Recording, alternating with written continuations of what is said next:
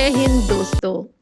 आज के इस वीडियो में बात करेंगे कुछ ऐसी चीजों पर जो शायद सबके दिल को छू जाए। So ever since I watched the adolescence series on Netflix, मुझे कुछ अजीब सा लगा। I was left completely appalled और एक सवाल दिल में बस गया, क्या हुआ उस खूबसूरत उम्र का? वो बचपन और जवानी के बीच की जो कश्मकश होती थी, कहीं गायब तो नहीं हो गई? Are kids suddenly stepping into adulthood without truly experiencing adolescence? इस सवाल के साथ मैंने सोचा कि क्यों ना इसे एक्सप्लोर किया जाए और इसी सफ़र पर मैं आप सभी को साथ लेकर चलने वाली हूँ। तो चलिए डाइव करते हैं इस अनोखे टॉपिक पे और मिलते हैं डॉक्टर अंकिता प्रियदर्शनी से। She is a psychiatrist with special interest in de addiction and neuro modulation. Thriving minds बोल के इनका एक इंस्टीट्यूट है, विजिटिंग कंसल्टेंट, वहाँ पे साइकियाट्रिक ट्रीटमेंट और हर तरह का ध्यान रखा जाता है। और इनके इंटरेस्ट एरियाज में बहुत सारी चीज़ें हैं जिसमें चाइल्ड एंड एडोलेसेंट साइकियाट्री भी है। इन्होंने निमहांस बैंगलोर से अपनी फेलोशिप की हुई है और डी इन साइकियाट्री है ये। और आइए मिलते हैं इनसे और बात करते हैं, because I feel she is the right person to stay connected and talk. Doctor Ankita, as you know, the Netflix series Adolescence. Yes. That has triggered a lot in the social media also, and people are really worried and want to know about the clarity that they need in the lives with their children. And also at the same time मुझे ऐसे लगता है कि इस series ने ना वो जो पंडोरा's बॉक्स होता है उसको खोल दिया है और it is right up front in front of everyone कि now what do you do you really think ki today's children are either very secretive about everything in their life, or they are so lonely that such a series is made and, like, you know, it has impacted, I think, today's entire generation, the parents, the children, everyone is impacted. I agree to that. दो चीज़ें हैं इसमें। एक तो आपने जो lonely वाला part कहा, that is also correct, and secondly जो सीक्रेटिव वाला पार्ट है, that is also true. The thing is social media pressure इतना ज़्यादा है, like every day I see, and आज की ही बात करती हूँ, I have seen a girl who's already 15 years of age and she comes from a relatively conservative background. उसको social media का एक्सेस नहीं है, she is not allowed to use Instagram और स्नैपचैट जो आजकल का भी ट्रेंड है, and she feels so lonely, she feels so isolated, she feels that कि I am not up to the mark, I am not competing well with my age group, my peer group, and she, because of that, she is undergoing depression. Oh God. So you can understand that is the pressure that a peer group has on a child, especially with respect to the social media. So there are 2-3 aspects here कि इसको अब कैसे curtail कैसे किया जाए, इसको controlled way में कैसे हम use करें, isn't it? Social media गलत नहीं है, nobody is saying कि social media is wrong, but at the same point of time, at this juncture, it is very important to control the content which we are showing there. Age appropriate content नहीं है, there is no बार कि ये content किस age group को show किया जा रहा है। बहुत ज़्यादा डिसेप्शन है, बहुत ज़्यादा कैटफिशिंग है जो इस केस में हम देखते हैं, और जो ये एडोलेसेंस सीरीज है, I would just say it's nothing but tip of an iceberg. Okay. There are far more things which are going beyond it. आपको अगर मैं सच बताऊं तो this has been जो ये सीरीज बनी है, it is from one of the inspirations that was there, a real case, a reality case, जिसमें एक बच्चे ने 150 times अपने एक कलीग को स्टैब किया था. भाई चोफ. 150 times, and that was actually showcased in one of the court trials. The child was lying because he felt that, okay, I will be under radar for this, or somehow I did it under pressure, somehow you know, the radicalization issue that came front, और उसको इस चीज़ को जो है वो given करना पड़ा, because of which उनको लगा कि this is the stuff which he needs to do to prove himself. Okay. So a lot of proving, lot of peer pressure is there. A lot of times we feel that कि बच्चा जो है हमें सब कुछ clearly बता रहा है, but it's not the case. बहुत सारी चीज़ें बच्चों के दिमाग में चल रही हैं, बच्चे आइसोलेटेड फील कर रहे हैं. और ये जो आजकल जनरेशन गैप जो एक टर्मिनोलॉजी है which is coming up like so casually, that is what is paving this path of further distance between Right. the parents and the kids themselves. Parents को भी ये समझ में नहीं आ रहा है कि how to tackle the kids in today's generation, because they themselves are coping up with the new advancement, new technologies. वो खुद बेचारे इस चीज़ को सीख रहे हैं. So how to have control.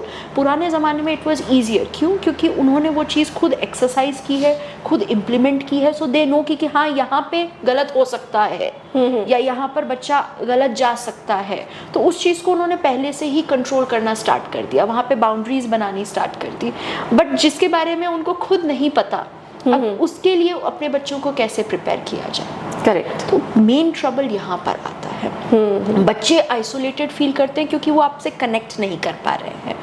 अब जो चीज़ आपको नहीं आती है, बच्चा उस चीज़ को सीख रहा है, आप उसको वो आपको समझाने की कोशिश भी कर रहा है, but because of your pre conceived notion, your biases, if you are not learning it, तो somewhere you are creating a distance there कि नहीं ये तुम्हारी जनरेशन है, ये तुम सीखो. बोलते भी तो हम ही है ना कि ये तुम्हारी जनरेशन है, in a such a negative manner, rather than we should accept it कि ठीक है ये न्यू जनरेशन कुछ नहीं सीख रही है, उनसे सीखिए सो that you can bridge that gap. Correct.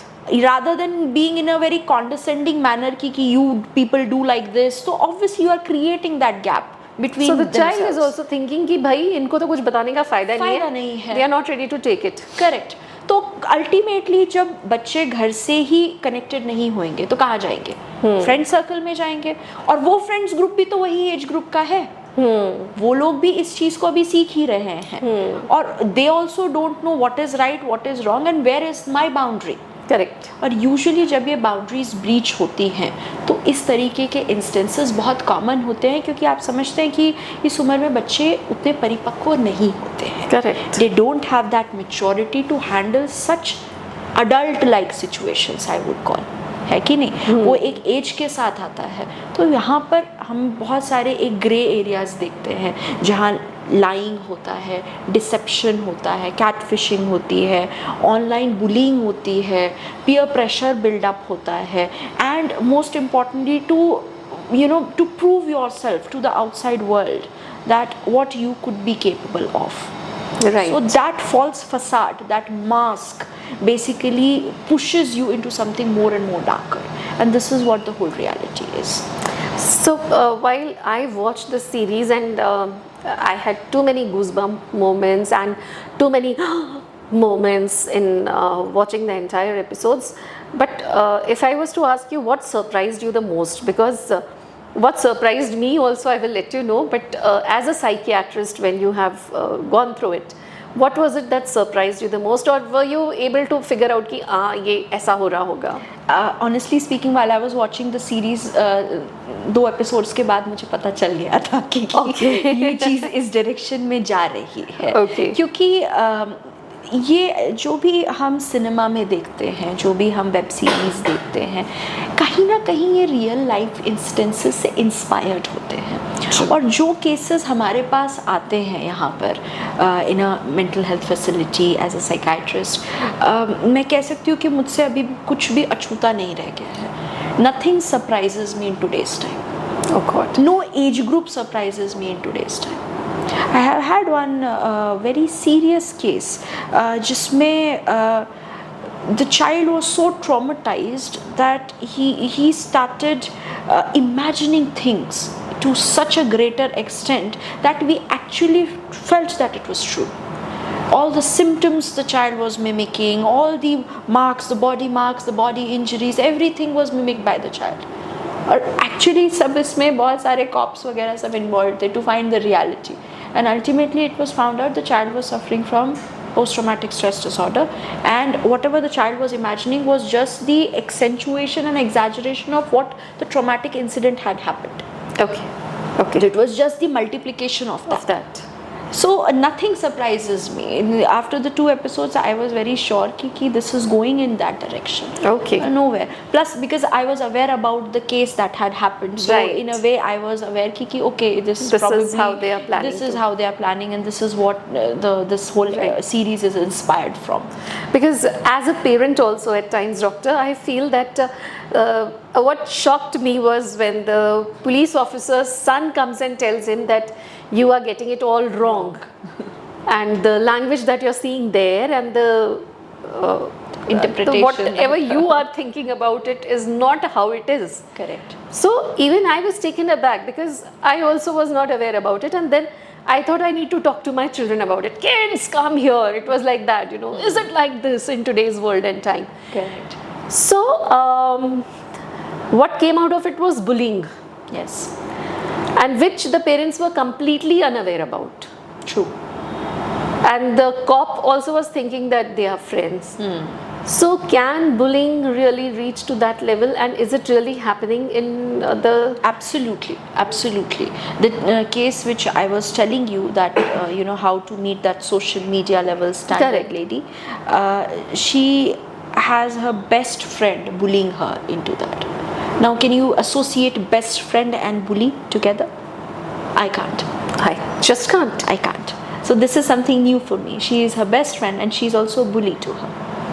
So there are a lot of such stuffs which we commonly come across, and this is just one of the instances. Yeah, correct. I've got like many patients. There is one boy who comes along and he has his group of friends, and they are all bullying him. They're just like, it's proper, you know what a toxic environment, a classic case of toxic environment could look like for a child to grow into, in the form of a peer pressure. I can see that it is happening with him, but the moment you tell him you have to change your friend circle, it becomes so much devastating for him, क्योंकि अब मुझे कोई नहीं मिल सकता. I don't have anyone else. This is the group I have.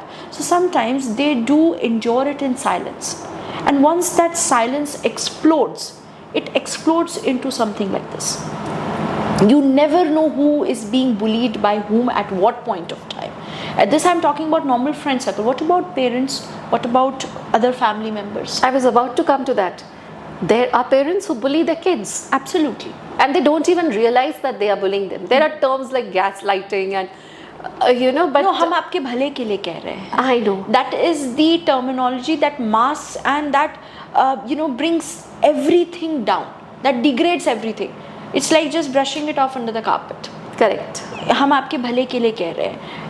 आप भले के लिए कह रहे हैं, बट आप कैसे कह रहे हैं, क्या कह रहे हैं, कब कह रहे हैं, किसको कह रहे हैं, कितने लिमिट तक कह रहे हैं, और क्या उसका रिस्पॉन्स आ रहा है. All these things matter, not just आप कह रहे हैं. So most of the times I would call them, they are deluded in this manner that okay हम लोग, because we are concerned, हमारा हक बनता है तो हम ये कहेंगे. But it is also important कि क्या आपका बच्चा वो समझ पा रहा है, क्या आपका बच्चा वो सुन पा रहा है, क्या आपका बच्चा वो रिलेट कर पा रहा है, क्या बच्चा आपके कंसर्न को फील कर पा रहा है. All these things become important there. So just because you are saying it for the sake of saying does not mean that you care. Care should come from inside. Care should be conveyed to the child. Care should be felt and it should be reciprocated. That's when we mean कि हाँ आपने उनके लिए कुछ, आप उनके लिए genuinely concerned. Correct. And also, doctor, I feel earlier we were in situations wherein the families were joint families and then it became nuclear. अभी तो fragmented ही हो गई है, मतलब to the least. Correct. Right, it cannot go beyond that. Yes. So in that kind of a situation also, do you feel it is impacting the child's mind, and how should parents address this issue? Because at times parents feel we are doing more than enough. हम बहुत कर रहे हैं. You know, वो बहुत कर रहे हैं में वो जो आप बात बोल रहे हो ना कि बच्चे को आप डिस्टर्ब कर रहे हो mentally without realizing. आप बच्चे को इतनी बातें बोल रहे हो जो आप सोच रहे हो कि बच्चे के लिए अच्छी है. सब कुछ बच्चे के लिए बहुत सही है, बट उसका जो नेगेटिव इम्पैक्ट जा रहा है वो पता ही नहीं चल रहा है. So what would you suggest to parents who are in such situations, how should they handle that? Is very important. आजकल का सोसाइटी का जो आपने कहा, from individualistic society to has actually become a fragmented kind of living. कई broken families होती हैं, कई फैमिली में सब्सटेंस बहुत कॉमन होता है, कई फैमिली में कुछ ज़्यादा ही सेपरेटेड वे में वो लोग रहते हैं. Not even though they are under one roof, but still it's like ages that they communicate with their own family members. Correct. So और बच्चा ऐसी फैमिली में कहाँ जाता है? दो ही जगह, स्कूल के बाद ट्यूशंस के बाद अपने फ्रेंड्स के घर में, बिकॉज दे फील कि that is their safe space. Because home has to be a safe space. अगर वो सेफ स्पेस नहीं है, बच्चा वहाँ नहीं रहना पसंद करेगा. वहाँ पर पेरेंट्स के लिए चैलेंज सबसे ज़्यादा आता है उनका खुद का time management. How importantly are you able to manage your own time? Because आप कह रहे हो आप बहुत ज़्यादा कर रहे हो बच्चों के लिए, तो कहीं ना कहीं आप ओवरडू खुद भी तो कर रहे हो ना. You are exceeding your time limit, you are exceeding your boundary there, which is not even required. बच्चे को वो चाहिए भी नहीं. बच्चे को थोड़ा बहुत आपका समय चाहिए. सिंपल सी बात है. आप बोलते हो कि हम बच्चे के साथ समय बिताने की कोशिश करते हैं, वो अपने रूम में जाके अपना दरवाज़ा बंद कर देता है. ये भी प्रॉब्लम होती है कि नहीं, अब वो हमसे बात नहीं कर पा रहे हैं. तो मैं कहती हूँ कि आपने आज शुरुआत करी है ना इस चीज़ की, बट ये तो कहीं पहले से ही आ रहा है. इट इज़ नॉट समथिंग कि जो आज अचानक से आपके लिए हो गया. आपने आज कोशिश करी है उनसे बात करने की, बट ऑलरेडी बच्चा ये चीज़ को ऑब्जर्व कर रहा है, ये देख रहा है. तो इनके लिए अभी मैं इस टाइम पे ग्रैंड पेरेंट्स का रोल को बहुत ज़्यादा एम्फसाइज करूँगी. जो पेरेंट्स सोचते हैं कि हम बच्चे को अकेले पालेंगे, जो पेरेंट्स सोचते हैं कि ये अभी बस हमारे ही हिसाब से चीज़ें होनी चाहिए, बिकॉज़ उनका अपना ट्रॉमा है, उनकी अपनी चीज़ें हैं, उसके कारण से वो ये आगे प्रोपगेट नहीं करना चाहते हैं because of their own bad experiences. I agree to that and I have full sympathy for you. But at the same point of time does not mean कि आप एक बच्चे को जो एक परिवेश चाहिए होता है, जो एक नर्चरिंग इन्वायरमेंट चाहिए होता है, जो एक विजडम, एक मेच्योरिटी हर एज ग्रुप का एक्सपोजर चाहिए होता है, आप उससे उनको कट ऑफ कर दोगे. At least have some interaction with them. Utilize these summer breaks, utilize these winter vacations, exam period में take them there. जब आप उस फेज में होते हो जब आपको सबसे ज़्यादा इमोशनल सपोर्ट की ज़रूरत होती है ना, it's usually their grandparents, it's usually the family that comes forward for you. So utilize these moments for them. ये वो ऐसे moments हैं जहाँ बच्चा खुद भी vulnerable है and he will be more receptive to it कि yes, मुझे ये family environment मिल रहा है. तो utilize these small breaks for connecting there. Friends के साथ में बच्चे जाना चाहते हैं बिल्कुल, but always keep a tab on them. कहाँ जा रहे हैं, क्या कर रहे हैं, क्या इनके इन्वायरमेंट में है, कौन इनके ग्रुप में है. Be connected to their parents also so that you can be unanimously be supportive of each other in the growth of your children in the right direction. This is very very important. आपके ठीक है माना कि okay I say I so and so is my best friend. You don't know that best friend's parents also. कौन है उनके parents, उनसे कभी आपने बातचीत नहीं करी है. ठीक है, यू नो कि हाँ सो एंड सो के घर जाते हैं, क्या है, कनेक्ट ना वहाँ पर भी. It's your duty, it's your job to connect there with them. You also plan something together. आपके लिए भी अच्छा है, you have a company there. बच्चों के थ्रू आपकी एक कंपनी बन रही है, तो उस चीज़ को बच्चे ज़्यादा चेरिश करते हैं. दे फील ट्रस्टेड कि ओके हमारे पेरेंट्स भी उनके फ्रेंड्स के पेरेंट्स के साथ कनेक्ट कर रहे हैं. This is how you build a positive relationship. और पॉजिटिव रिलेशनशिप बच्चों को ज़्यादा इम्पैक्ट करता है आपको उनको नेगेटिव से प्रिवेंट करने में. आप उनको अगर पॉइंट आउट करो कि that is negative, they will not understand that. You have to prove it why it is negative by stating the positive there. Correct. तो आप जब तक पॉजिटिव इम्प्लीकेशन, पॉजिटिव एग्जाम्पल नहीं पुट फोर्थ करोगे, it will be difficult for you. So connect well with people, आपके लिए भी अच्छा है. दूसरा, do some activities with your kids. वो पिकनिक का ज़माना ख़त्म हो गया है. नाउ इट्स ऑल अबाउट कि हाँ हम पेरेंट्स अलग वेकेशंस ले रहे हैं, बच्चे अलग वेकेशंस पे जा रहे हैं. करेक्ट. राइट. और ग्रैंड पेरेंट्स अपना इंतज़ार कर रहे हैं कि कब हमारी बारी आएगी जब ये दोनों बच्चे हमारे पास आएंगे. सो इट्स टाइम कि आप इन तीनों को यूनाइट करो. Either send your kids with grand parents, तब आप अपना कुछ कर सकते हो, या फिर मेक श्योर कि आप एक फैमिली ट्रिप ज़रूर प्लान करो so that they remain in touch. एक बंदा बच्चे का फैमिली में ऐसा ज़रूर होना चाहिए जिससे बच्चा कंफर्टेबल फील करे। डजेंट मैटर वेदर वो पेरेंट्स हो, डजेंट मैटर वो ग्रैंड पेरेंट्स हो, मैटरनल अंकल हो, मैटरनल आंटी हो, डज नॉट मैटर। एक फैमिली में family member as a friend होना ज़रूरी है। But we really need to be careful there also, because Absolutely. at times a child can go through situations which are, I feel, very sad. Correct. आप जो indicate करना चाह रहे हैं, I can totally understand that. So इस case में ये भी तो है कि जिससे बच्चा कनेक्टेड है उससे आपको भी तो कनेक्टेड रहना जरूरी। Point, very true. सो तभी तो ये 3-way कम्युनिकेशन हो पाएगा। Exactly. सो मैं तो ये कह रही हूँ कि बच्चा का कनेक्शन इंपॉर्टेंट है, लेकिन उस कनेक्शन को आपको भी टैप इन करना है कि where is that connection going through, is that person trustworthy enough, और आप उसी से अपना भी ट्रस्ट बना सकते हैं। व्हेन यू फील कि ठीक है, बच्चा is relating more with that particular person, so you can find out what are the traits that person is actually showing जिसमें बच्चा उनसे अट्रैक्ट हो रहा है। so that could be a learning thing for you and you can implement that learning in your nurturing style as well.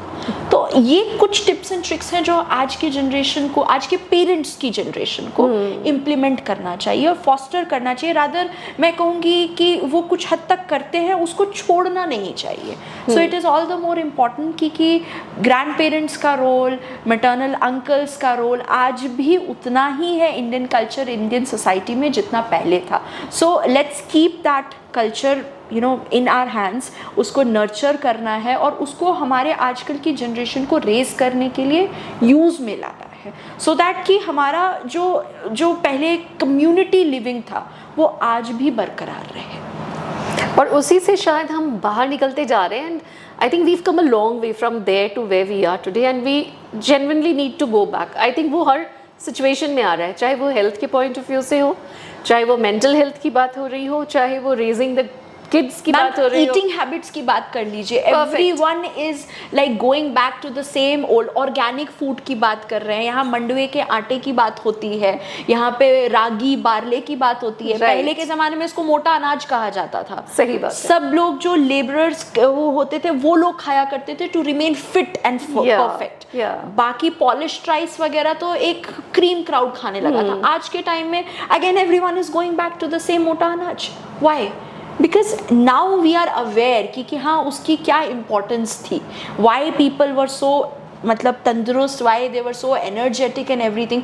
तो eating habits में भी आप अगर देखिए तो वही चीज़ आ रही है। और same thing goes for the mental health, same thing goes for mental health, same thing goes for physical health. Why yoga and meditation suddenly became such a hype? It was already there in our culture. Correct. घी की बात करते हैं, सरसों तेल की बात करते हैं, हमारी मतलब हमारे इंडिया में already it was ingrained in our culture. It's just that we needed a certification from the west I agree with you to so again much. start using it. Very so true. we don't have to wait for that certification. I think by time and again it has been proven कि Indian culture, Indian traditions उस चीज़ को हर बार सरपास किया है.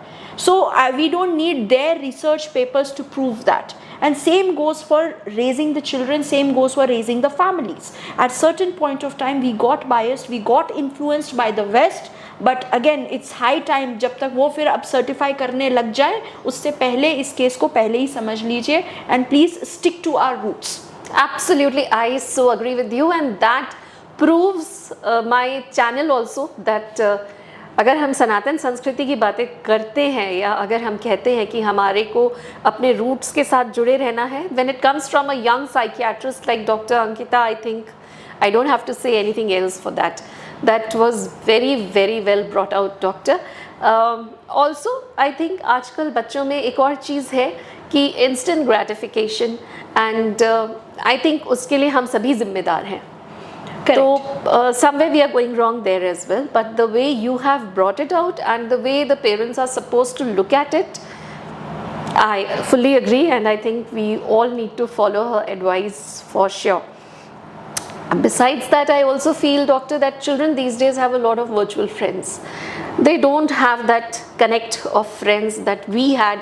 And like very frankly, I had friends only from my school days and colony days where we used to play, and then suddenly through this social media we got connected. Right. And that connection remains till date, and my children feel that, oh my god, you have such good friends, abhi bhi aap log friends ho, aap log KG se ikatthe pade ho. You know, they are not able to have that connection. Yes. Because one is this point, and second, which I very strongly believe, is that parents, they tell this to the child very very often that हमारे ज़माने में ऐसा होता था. And I feel that generational trauma has to stop somewhere. Correct. So if today's parents can stop that, it will really help for the child to bloom and blossom. Absolutely. Carl Jung की एक theory है ma'am, he is a very famous psychologist actually. So उनकी एक theory है कि कई बार parents जो हैं जिस समय में, जिस थॉट प्रोसेस में जो वो स्टक कर जाते हैं, वही थॉट प्रोसेस वो अपने बच्चे में प्रोपगेट कराना चाहते हैं. So somewhere, wherever we felt or our parents felt that our desires or our emotions weren't getting fulfilled in their own time, they expect the same from the child, not realizing that the child is not being brought up in the same environment, the child is not being brought up in the same era, the child is not being brought up with the same mindset. तो कई बार वो चीज़ें generational trauma का रूप ले लेती हैं. Right. तो this is the origination of generational trauma. दूसरी चीज़, इसका जो आपने कहा कि बच्चों के वर्चुअल फ्रेंड्स ज़्यादा हैं, रियल कनेक्शंस कम है, उसका काफ़ी दोष मैं कोविड को भी दूंगी. Because Covid opened up a domain for them where they felt कि ठीक है, अगर फिजिकल कनेक्शन नहीं हो रहा है, there is an alternate to that, not realizing कि वो एस्पेक्ट उससे ज़्यादा ज़रूरी था. हम लोगों के लिए ये वर्चुअल वर्ल्ड स्टार्ट हुआ to maintain the work environment, to maintain the education कि उसमें डिसरप्शन ना आए, but it opened up a hollow for them, जहाँ पर they can easily go, they can easily cocoon themselves, उनको कभी बाहर आने की ज़रूरत नहीं है. And with this online virtual presence they can say कि okay, I have got friends, मैं उससे कनेक्टेड तो हूँ, not realising the true meaning of connection. आप ऑनलाइन के थ्रू मेंटेन कर सकते हो, क्रिएट नहीं कर सकते हो. और ऑनलाइन भी तब मेंटेन होएगा जब आप फिजिकली कनेक्टेड होगे. सो आजकल के बच्चों का ये है कि स्क्रीन के सामने उनका एक अलग ही दुनिया होती है, जहाँ उनको अपने इमोशंस को मास्क कर देना होता है, जहाँ उनको वो दिखा सकते हैं जो वो दिखाना चाहते हैं. और दे वेरेवर दे फील कि हाँ, यहाँ पे मुझे फिल्टर रखना है, और वेरेवर दे फील कि यहाँ पर किसी को मेरी रियलिटी नहीं पता होनी चाहिए, दैट एक कंफर्ट जोन उनको वहाँ पर मिल चुका है. और उस कंफर्ट में क्या होता है कि हमारा खुद का रेजिलियंस ख़त्म हो रहा है. जब हम छोटे थे, जब आप लोग छोटे थे, जब हमारे एल्डर्स छोटे हुआ करते थे, वी वर सो अपफ्रंट. हम कभी ये नहीं सोचते थे कि लोग हमारे बारे में क्या सोचेंगे, वो हमारे बारे में क्या कमेंट करेगा, वो बुली करेगा कि नहीं, वो मेरे अपीयरेंस के ऊपर कमेंट करेगा कि नहीं. Nowadays, even if a child wants to step out of the house, he or she has to think about all these things before getting ready, because उनको लगता है कि इस मास्क के बगैर तो they are going to be judged by their own family members, forget about being judged by their friends, by the community. तो वो चीज़ बच्चों को और ज़्यादा रिक्लूस बनाती है. उनको वो फिर और सोचते हैं कि इससे अच्छा हम उसको कन्फ्रंट ना करें. As a result low confidence, as a result low resilience. किसी ने कुछ कह दिया तो दो चीज़ें होती हैं, या तो बच्चा डिप्रेशन में होता है या फिर कोई क्राइम अटेम्प्ट हो जाता है. बीच का रास्ता बहुत कम जगह हो रहा है आजकल. So we usually find them taking some alternative routes which are not conducive of this age group. तो ये सारी problems because of this online availability, online presence, virtual presence, जो कि आपके रियल कॉन्टैक्ट्स को बाइफरकेट कर सकता है, बाईपास कर सकता है. Correct. Also doctor Ankita, I feel that ऐसा लगता है ना, जैसे बच्चे जो हैं जैसे अडोलेसेंस का ही मैं अगर एग्जांपल लेती हूँ, जो सीरीज थी उसमें भी यही हुआ कि बच्चे जो थे, बच्चा जो है स्पेशली वो घर में है एंड पेरेंट्स फील मेरा बच्चा घर में है and is safe, right, and there have been situations wherein parents को लग रहा है कि बच्चा घर में है और बच्चा घर में है ही नहीं, ये भी हुआ है कुछ केसेस में। सो ये जो गैप है, इसको as a parent I want you to address that parents if they check their child's phone, the child feels ये तो मेरी राइट ऑफ फ्रीडम और प्राइवेसी को इन्वेड किया जा रहा है। सो इन केसेस में how will the parents tackle and figure out, चाहे आप जितने फ्रेंडली हो, चाहे आप जितना टाइम दे रहे हो, चाहे आप दोनों इकट्ठे रह रहे हो, बच्चे के साथ पूरा समय स्पेंड कर रहे हो, फिर भी I feel there must be 110 things that you don't know. Absolutely.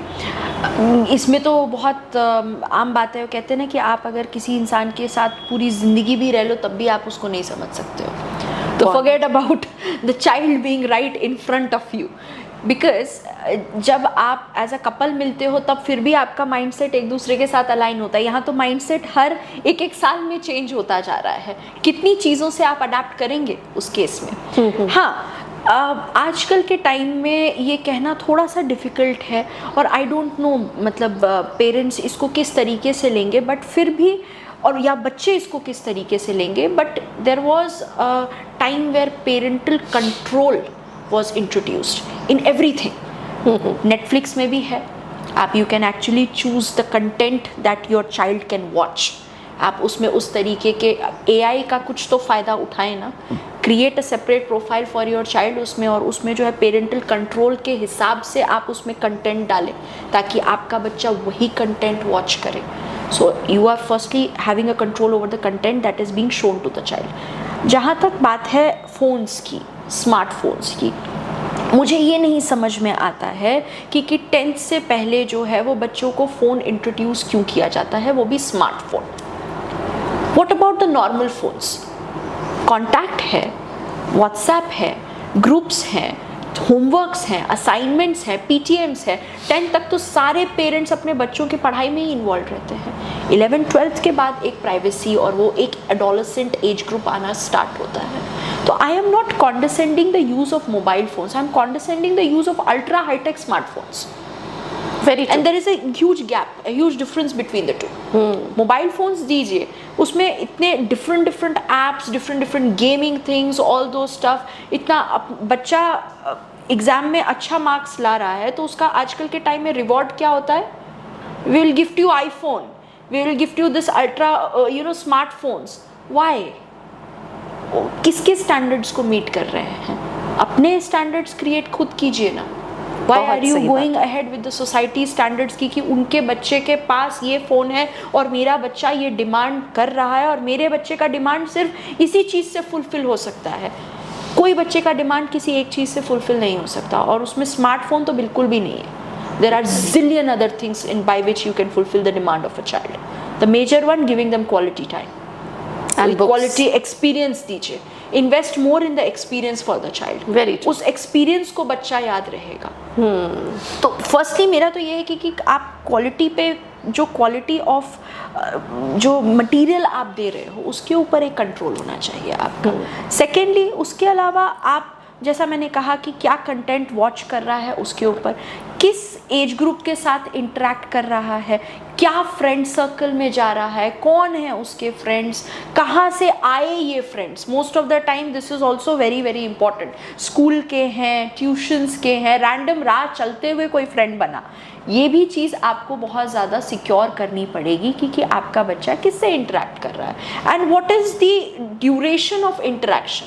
It's very easy आजकल के टाइम में कि ठीक है, ऑनलाइन वर्ल्ड है, कंटिन्यूसली व्हाट्सएप चैट टेक्सटिंग चल रही है, but what is the limit to that? There is no limit to it. तो आपको इन सारी चीज़ों के ऊपर थोड़ा सा ध्यान रखना पड़ेगा, थोड़ा सा एक वॉच रखना पड़ेगा in a healthy way, not in an allegatory manner, not in a very condescending manner कि देखो मैंने तुम्हें ये करते हुए कैच किया है। That further pushes the child back. Maybe he or she is just exploring, और आपने अपने फियर में उस चीज़ को इतना ज़्यादा पॉइंट कर दिया, इतना ज़्यादा हाईलाइट कर दिया कि अब बच्चा आपसे सिक्रेटिव हो गया है. So it's a double edge sword. You should know how to use it. True. And also at times I feel कि बच्चों के ये ऐसे फ्रेंड्स भी आजकल बन रहे हैं कि ऑनलाइन फ्रेंड बना है और अब वो मेरी सिटी में आ रहा है तो मैं उसको मिलने जा रहा हूँ. तो this also needs to be really tackled well. And जैसा आपने बोला कि पेरेंट्स को फुल इन्वॉल्वमेंट देना पड़ेगा to ensure that they know what is happening in their child's life. मैंने तो कहा ना कि आपके वो ऑनलाइन फ्रेंड आ रहे हैं, good, let's catch up together. Yes. हम सब जाके उनसे मिलते हैं. So you this way we will also connect and you will also connect. So that step, that initiative has to be taken. बिना उस इनिशिएटिव के आप कहेंगे कि बच्चा गलत संगत में पड़ गया, तो बच्चा है, उसको थोड़ी ना पता है. तो कहीं ना कहीं मैं ब्लेम नहीं करूँगी, बट कहीं ना कहीं मैं ये कहूँगी कि आप यहाँ कैजुअल हो गए थोड़ा सा. तो you don't have to be casual in certain aspects. Especially when it's your child. Absolutely. You have created the child, you've brought the child into this world. तो responsibility काफ़ी हद तक नहीं 100% ही आपकी है. हाँ बिल्कुल.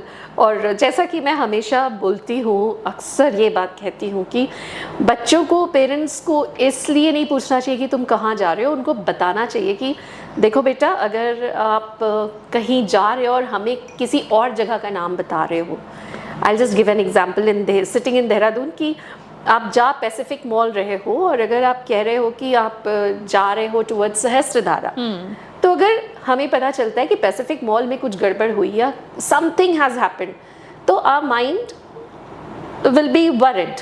Will always think about something negative. या बट अगर आपने सहस्त्रधारा जाके पैसिफिक मॉल बताया और सहस्त्रधारा में कुछ होता है, तो as a parent I will not be worried कि मेरा बच्चा तो पैसिफिक मॉल में है. Absolutely.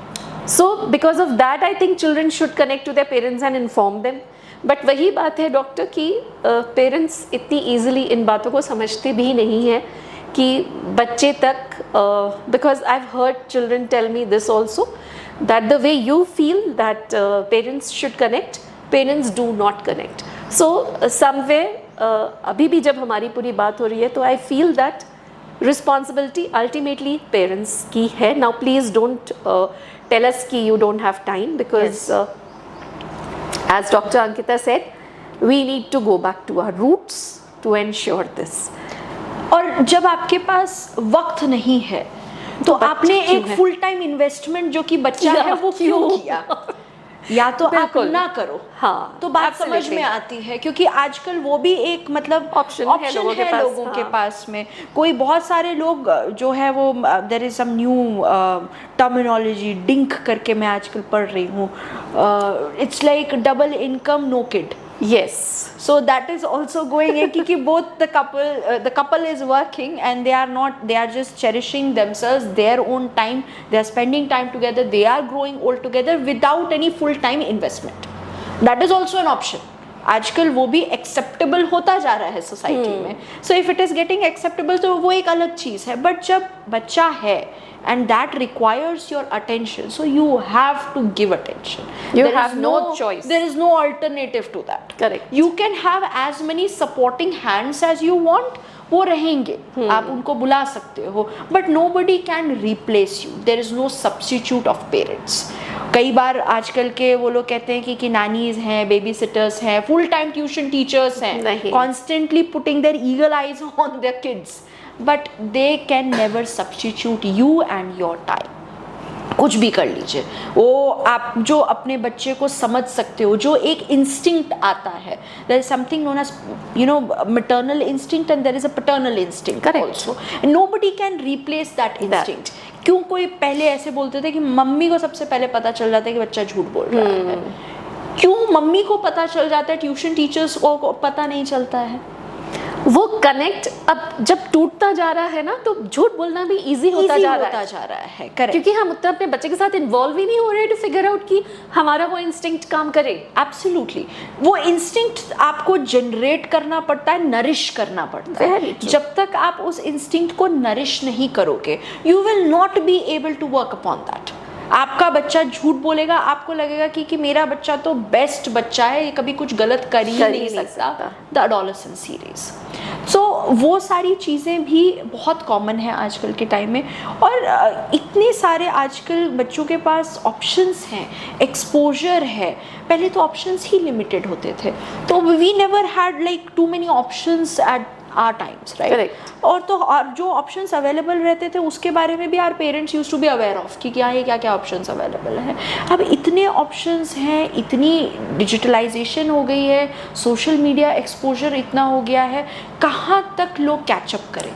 The catching up is also very very difficult. तो उस वजह से बच्चों के पास डाइवर्ट होने के, डिस्ट्रैक्ट होने के एन नंबर ऑफ ऑप्शंस हैं। So we have to keep a track on that and keep updating yourself. Absolutely. In their Then lives.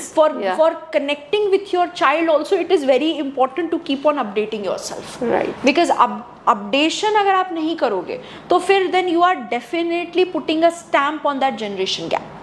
और वो तो आएगा ही आएगा. That will definitely come and you should rather accept it in a healthy manner.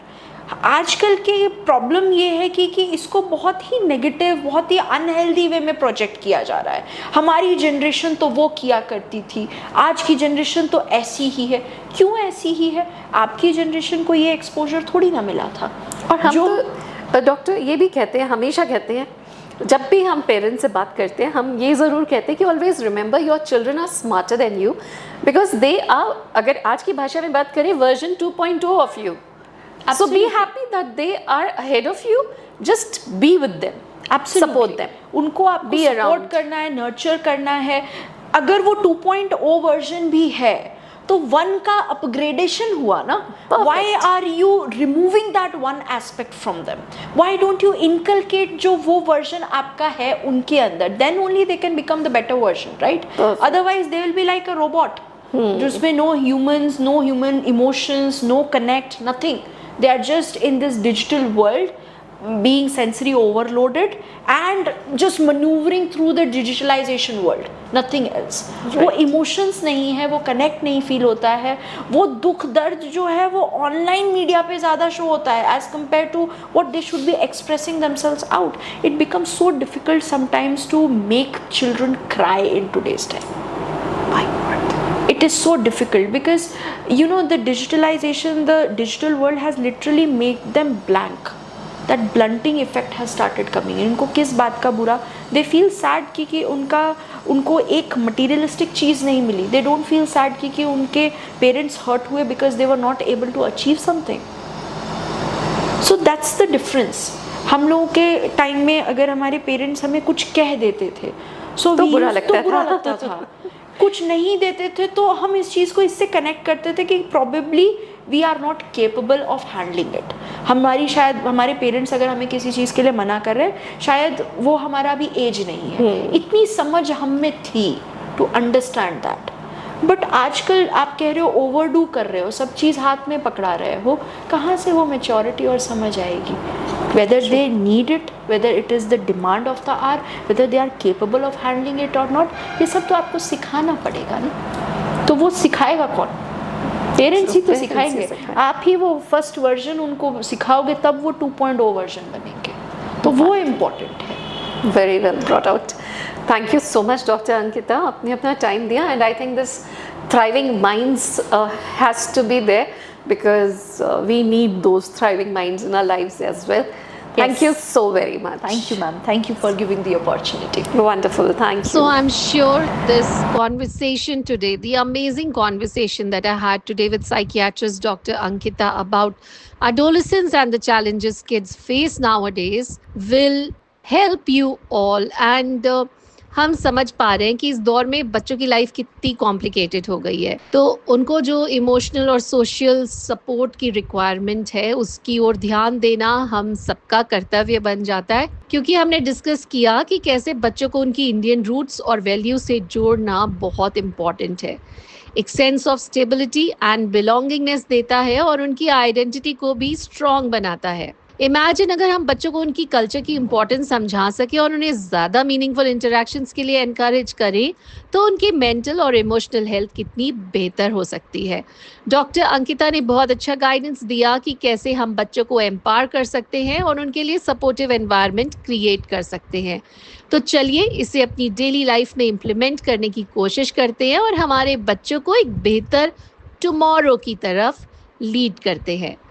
अगर ये बात आपको पसंद आई हो या आपको लगे कि ये किसी की हेल्प कर सकती है, तो इस वीडियो को लाइक और शेयर करना मत भूलिएगा। और हाँ, अगर आपने अभी तक सब्सक्राइब नहीं किया है तो सब्सक्राइब ज़रूर करें ताकि ऐसे इंटरेस्टिंग टॉपिक्स आप मिस ना करें। Take care. जय हिंद।